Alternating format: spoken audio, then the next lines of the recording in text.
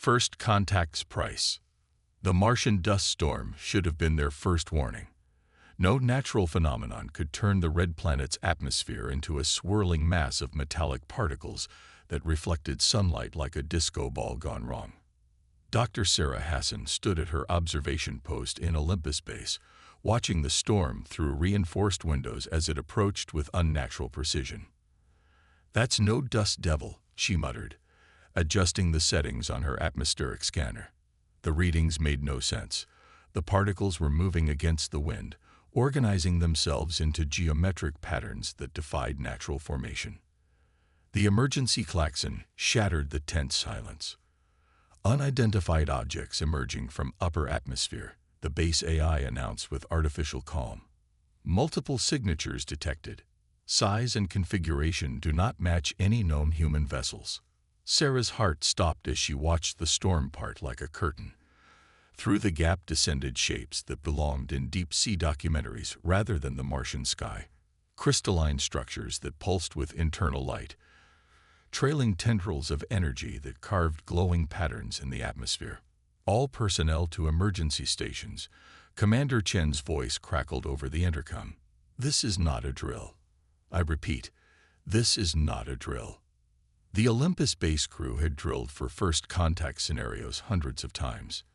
None of those drills had prepared them for the reality of watching alien vessels larger than aircraft carriers descending from the Martian sky with the fluid grace of predators cornering prey. Dr. Hassan to command center immediately. The eye chimed. Sarah was already running, her tablet clutched to her chest. The base's corridors were alive with organized chaos as crew members rushed to their stations, faces tight with a mixture of fear and determination. The command center was a hub of frantic activity when Sarah arrived. Commander Chen stood at the central holographic display, her usual stoic expression replaced by intense focus as she studied the approaching vessels. "Doctor, please tell me you have something useful from those atmospheric readings," Chen said without looking up. Sarah connected her tablet to the main system. "The particles in the storm, they're not natural. They're some kind of programmable matter, approximately 50 nanometers in diameter. They're forming into complex networks that—" She paused, double-checking her readings. "They're mapping us. Every structure, every power signature, every communication frequency." "First contact protocol is clear," Colonel Rivera, head of security, argued. "We attempt communication. Show we're peaceful." A blinding flash cut him off as one of the crystalline ships fired. The beam wasn't plasma or laser. It was something that made reality itself scream. Where it touched the Martian surface, matter simply ceased to exist, leaving perfectly smooth holes in the bedrock. "That's their response to first contact," Chen said grimly. "Sound general evacuation. Get everyone to the emergency shelters." She turned to Sarah. "Doctor, initiate Project Oracle. Authorization, Chen, Alpha 70. Sarah's eyes widened.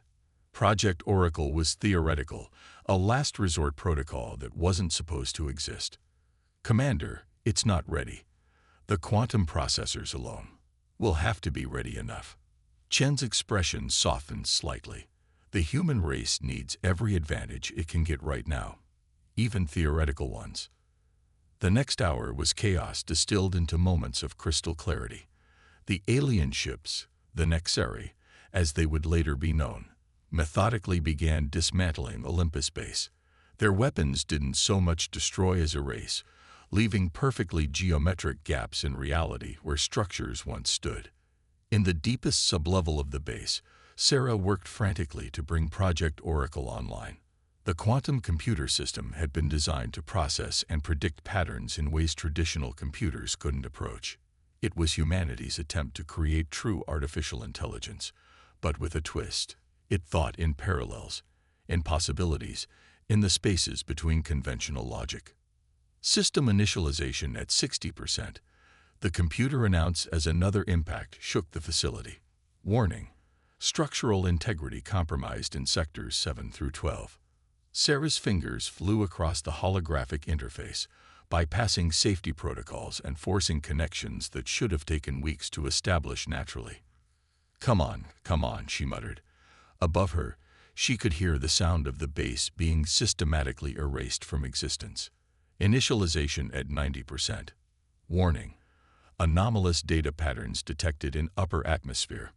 Caution: unknown technology interfacing with base systems. The lights flickered as something vast and alien brushed against the base's electronic nervous system. Sarah could feel it, a presence that viewed human technology the way a human might view cave paintings, with a mixture of curiosity and dismissal. Initialization complete. Project Oracle online. Primary directive: analyze and counter external threats to human civilization. Sarah watched as data streams began flowing across her screens, the quantum processors taking in every scrap of information about the attack, about the aliens' technology, about their patterns of behavior. It wasn't true AI. Not yet, but it was humanity's best shot at understanding what they were up against. Dr. Hassan. Commander Chen's voice came through her earpiece, tight with controlled tension. Status report. Oracle is online. Sarah replied, watching as the system began generating its first predictions. It's already identifying patterns in their attack strategy. They're not just destroying the base, Commander.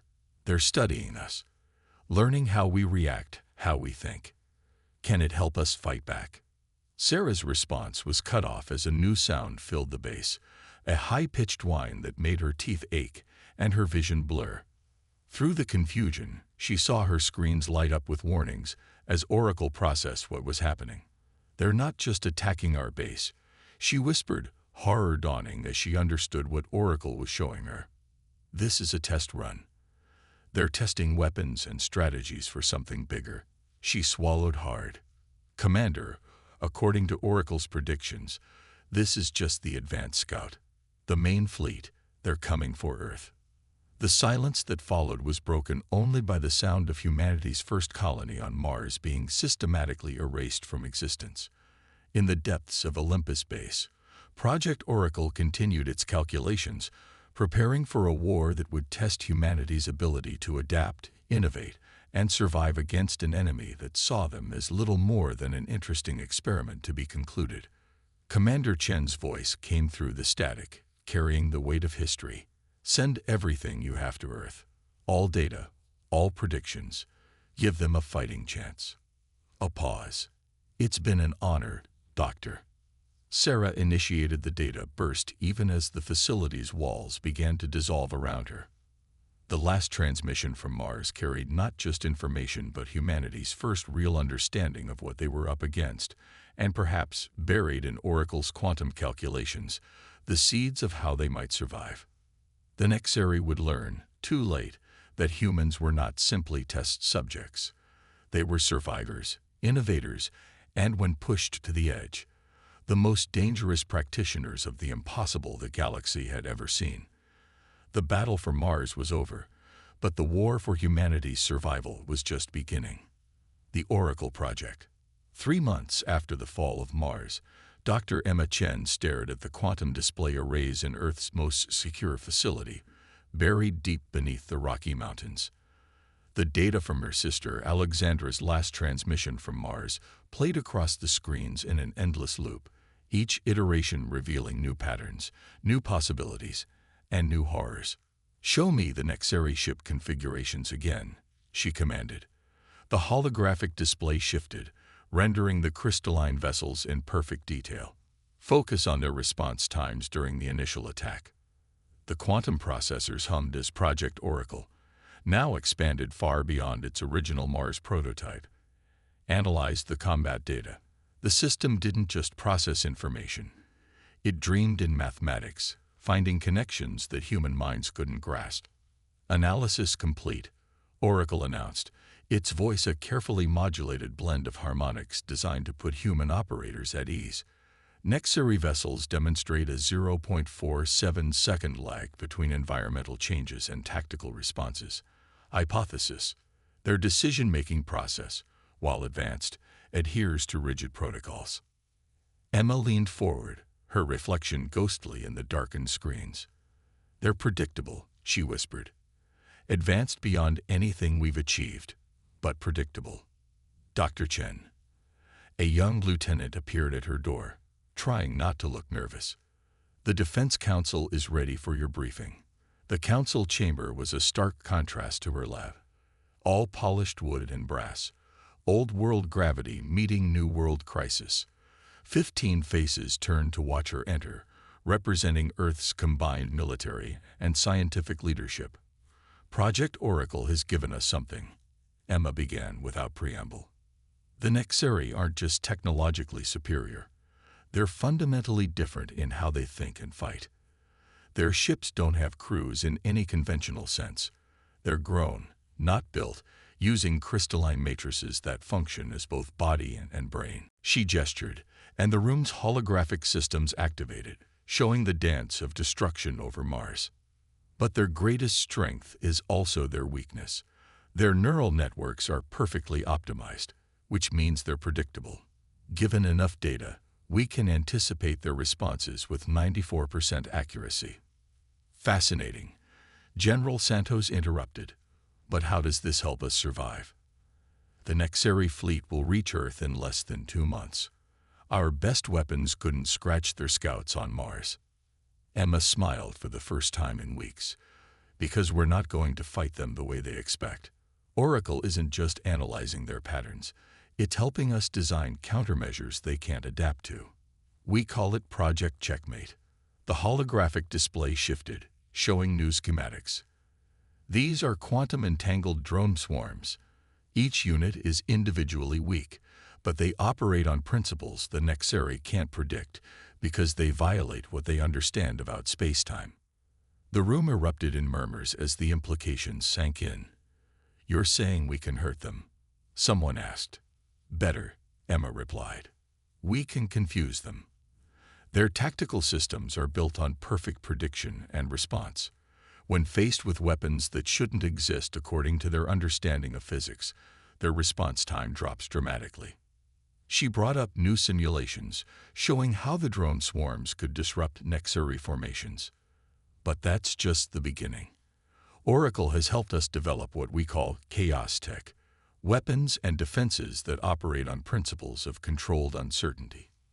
The next hour was a crash course in how humanity planned to fight back against an enemy that outmatched them in every conventional measure. Quantum mines that existed in multiple states until triggered. Communication systems that used controlled reality glitches to transmit data faster than light. Defensive shields that didn't just absorb energy, but redirected it into pocket dimensions. This is insane, General Santos said finally. Half of these technologies break fundamental laws of physics. Exactly, Emma agreed.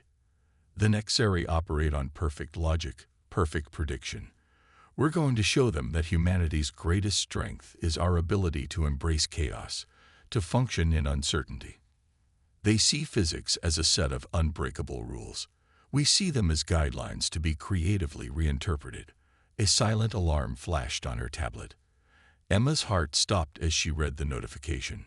Oracle has detected something. The Nexeri fleet. They've changed course. They're accelerating. The room went quiet as new data poured in. Time to Earth intercept revised, Oracle announced. Nexeri main fleet will arrive in 27 days. Can we be ready? General Santos asked, all skepticism gone from his voice. Emma thought of her sister, of Mars, of humanity's first encounter with a power that saw them as nothing more than an interesting puzzle to solve. We have to be. Oracle has given us the blueprint for survival, but it's up to us to implement it. She brought up one final simulation. Earth surrounded by a web of quantum technology, ready to greet the Nexeri with humanity's own brand of impossible science. They think they're coming to finish an experiment. Instead, they're going to learn why humans have survived everything our own world has thrown at us. We don't just adapt, we change the rules of the game itself. As the council broke into urgent discussion groups, Emma returned to her lab. On her screens, Oracle continued its work, spinning out new possibilities, new technologies, new ways to fight back against an enemy that thought they had humanity figured out. LX, she whispered to her sister's memory. We're going to make them regret ever thinking we were just another species to catalog and destroy. The quantum processors hummed their agreement as humanity prepared to show the galaxy why you should never corner a species that had turned breaking the impossible into an art form.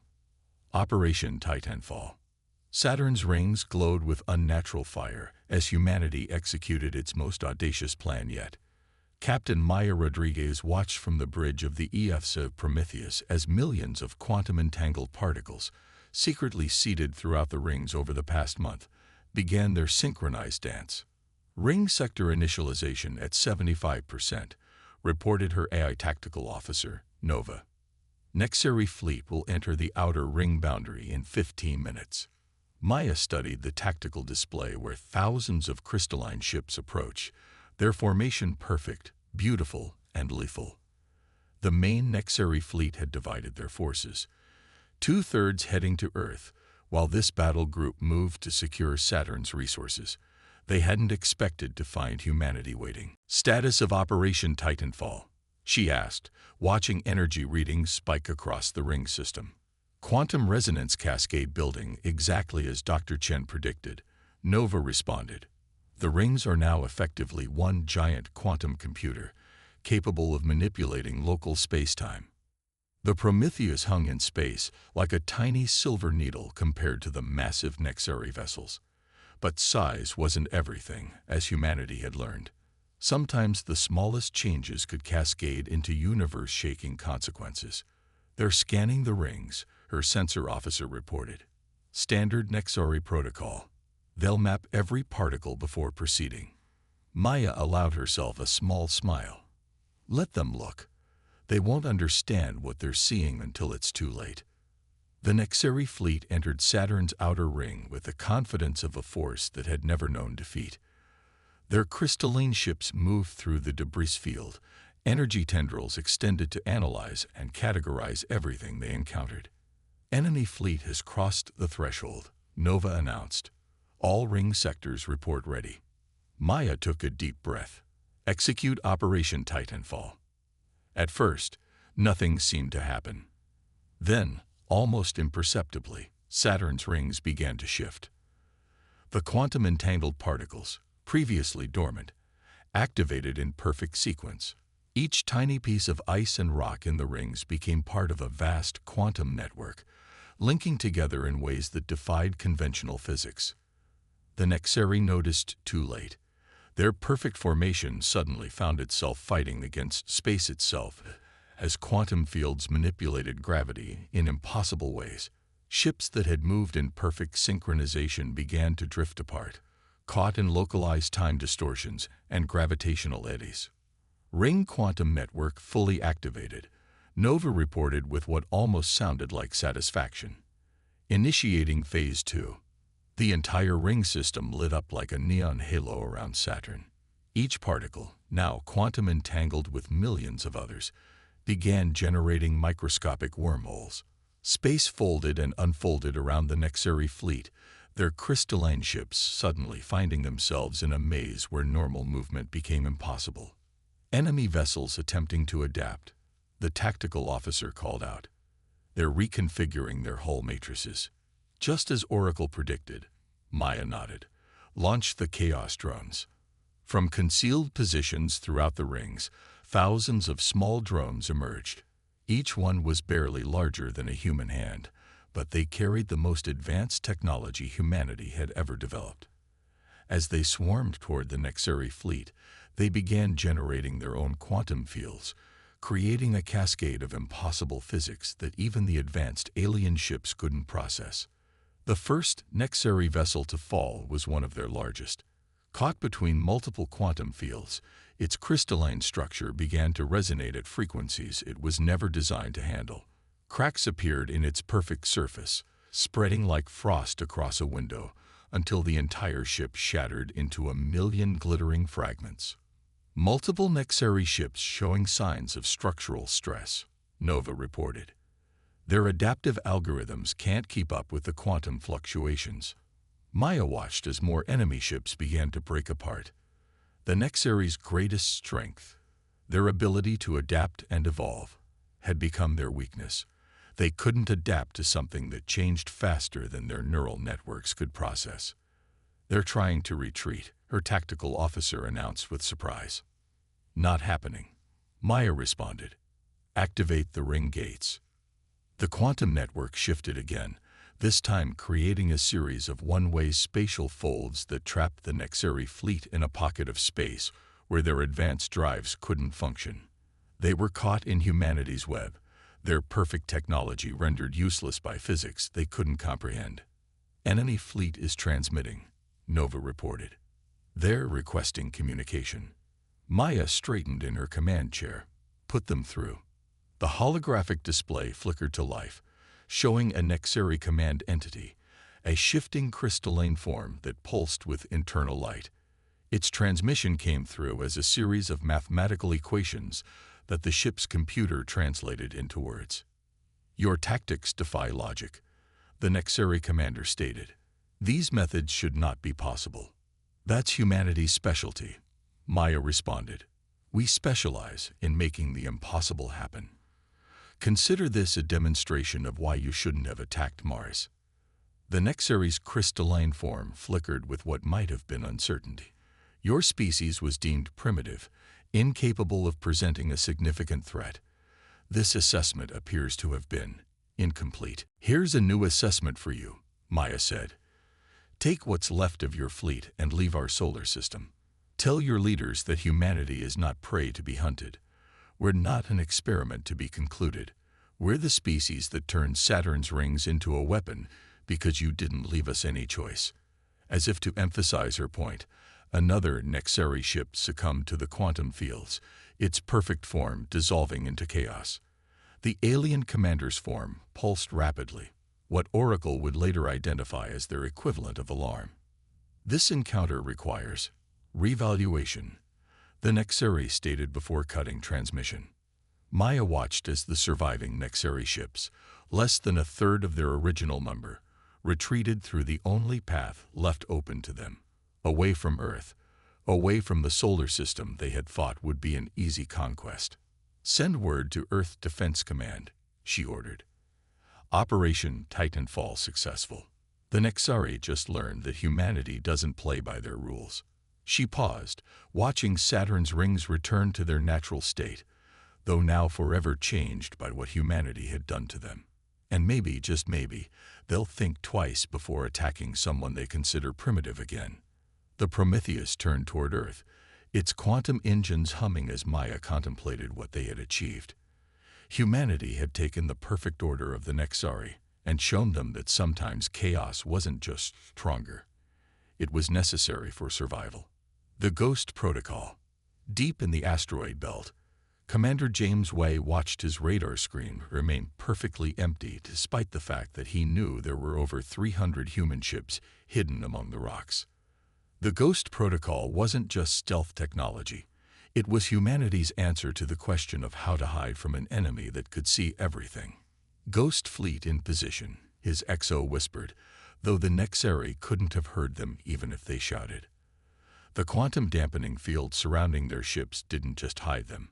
It made them virtually non-existent. The remaining Nexeri fleet approaching Earth had adapted after their defeat at Saturn. Their crystalline ships now pulsed with new configurations, designed to counter the quantum weapons that had shattered their forces. But humanity had adapted too. Oracle confirms Nexeri battle groups maintaining standard search pattern. The tactical AI reported. "They still haven't detected the changes we made to the asteroid field." James nodded, remembering the weeks of preparation that had gone into this trap. Every asteroid in this sector had been seeded with quantum resonators, turning the entire field into one massive sensor array. They could track every movement of the Nexeri fleet while remaining completely invisible. "All ships maintain Ghost Protocol," he transmitted through the quantum-entangled comm system. "Remember, we're not here to fight them. We're here to make them fight themselves." The plan was elegantly simple in theory. The Ghost Fleet would use modified versions of the Saturn ring technology to subtly alter the Nexeri's sensor readings, not enough to be detected as interference, but enough to create confusion and paranoia among their perfectly logical battle networks. First target approaching optimal range, his tactical officer reported.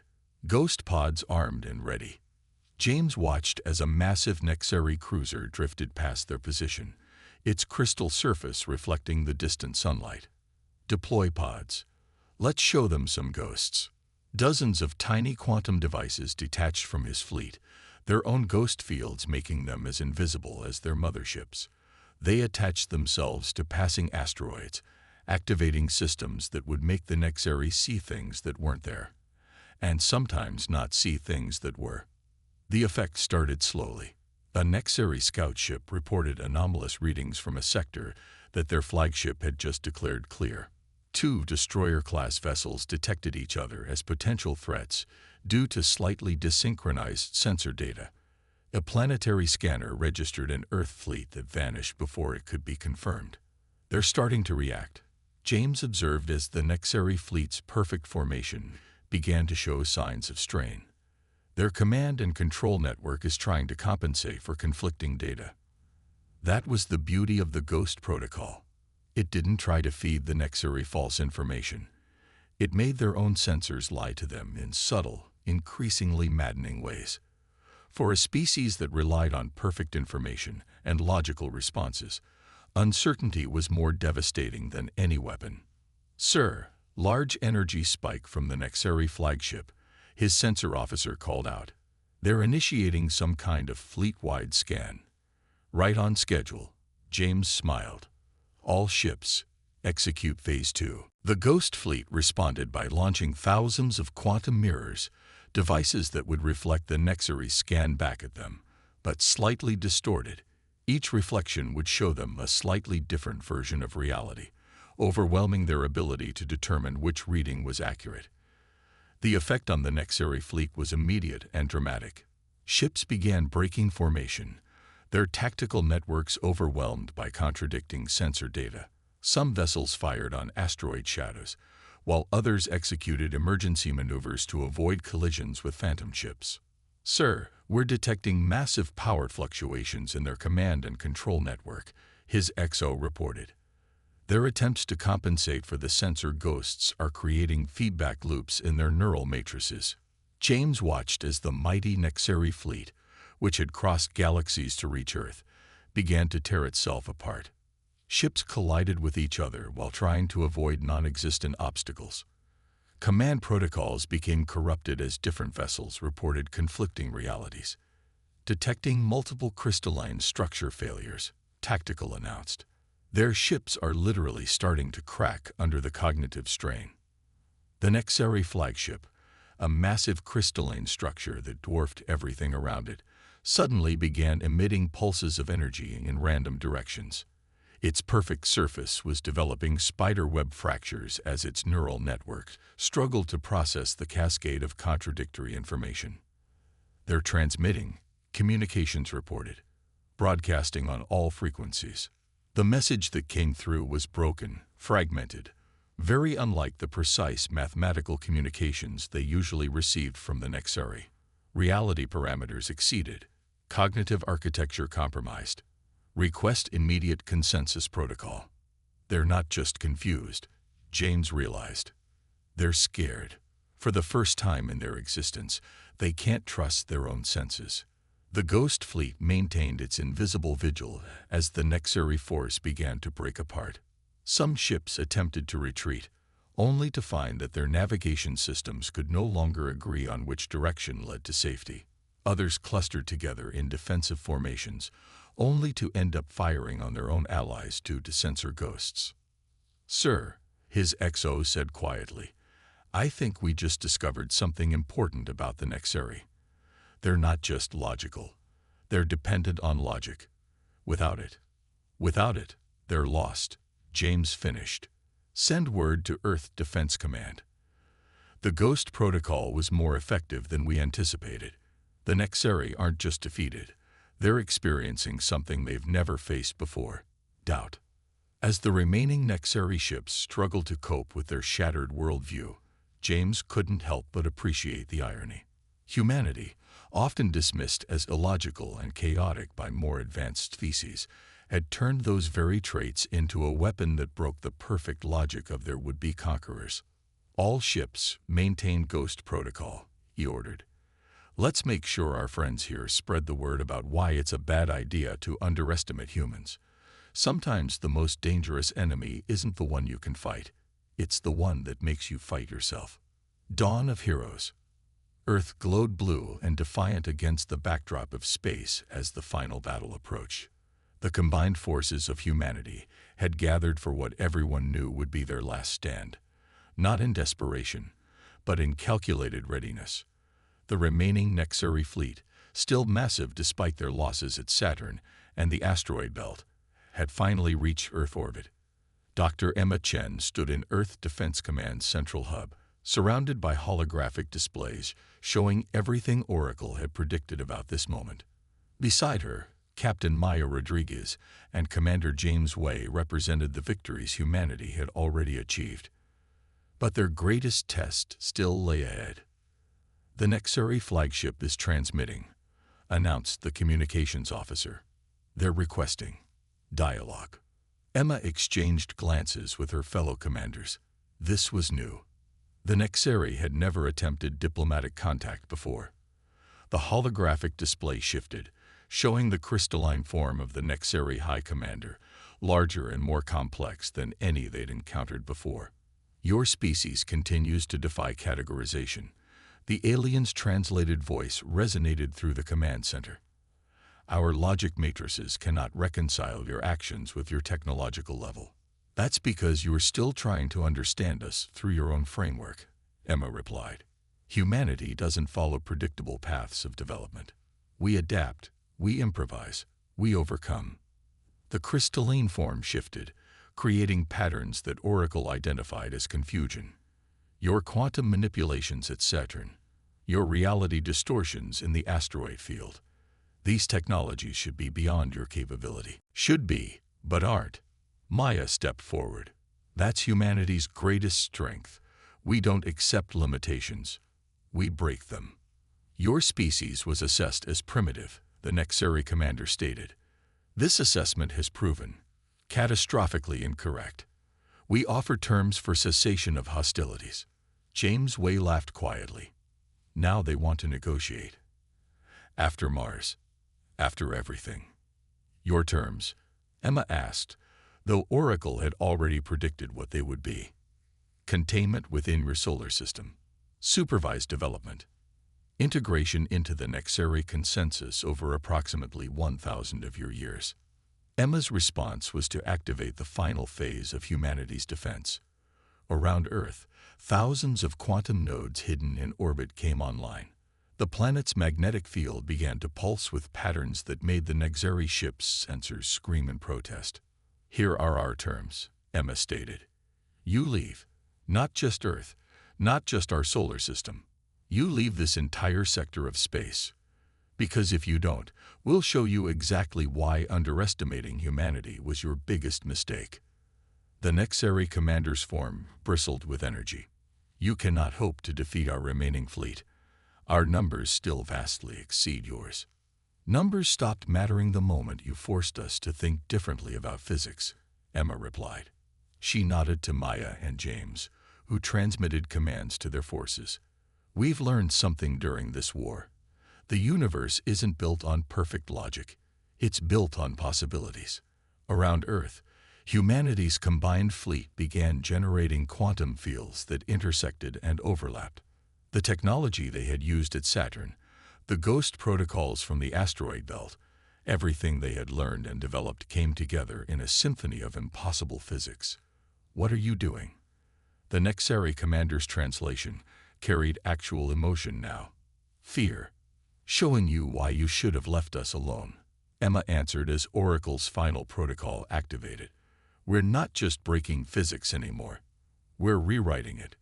The quantum fields around Earth began to create what Oracle had termed a possibility storm, a space where multiple realities existed simultaneously. The Nexari fleet, dependent on perfect logical processes, found their neural networks overwhelmed by a universe that suddenly refused to follow rational rules. Crystalline ships began to break apart as their fundamental structure couldn't cope with existing in multiple quantum states simultaneously. The perfect order of their fleet dissolved into chaos as each vessel experienced a slightly different version of reality. "This is impossible," the Nexari commander stated, its form starting to fragment. "Reality cannot be subjective." "That's where you're wrong," Emma replied. "Reality is whatever we're brave enough to make it. Humanity didn't just develop new weapons to fight you.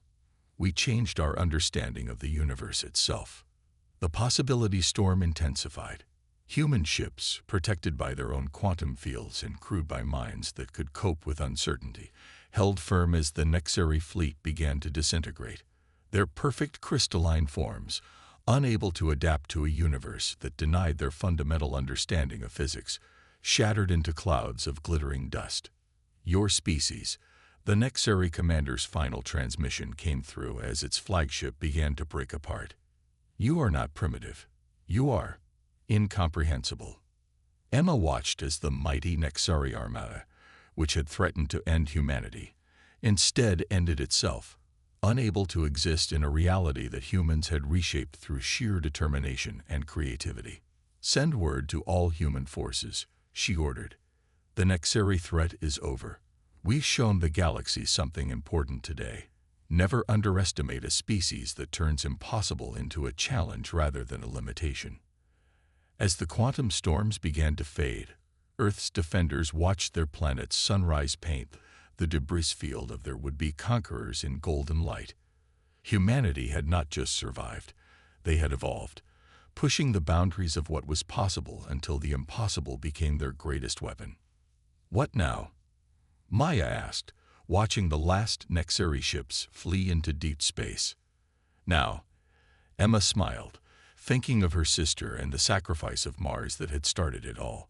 "We show the galaxy what humanity can really do when we're not busy defending ourselves.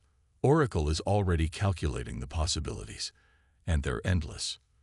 The dawn of a new era broke over Earth as humanity prepared to take its place among the stars. Not as the primitive species the Nexari had dismissed, but as innovators who had proven that the greatest power in the universe wasn't perfect logic or advanced technology. It was the ability to look at the impossible and say, "Challenge accepted."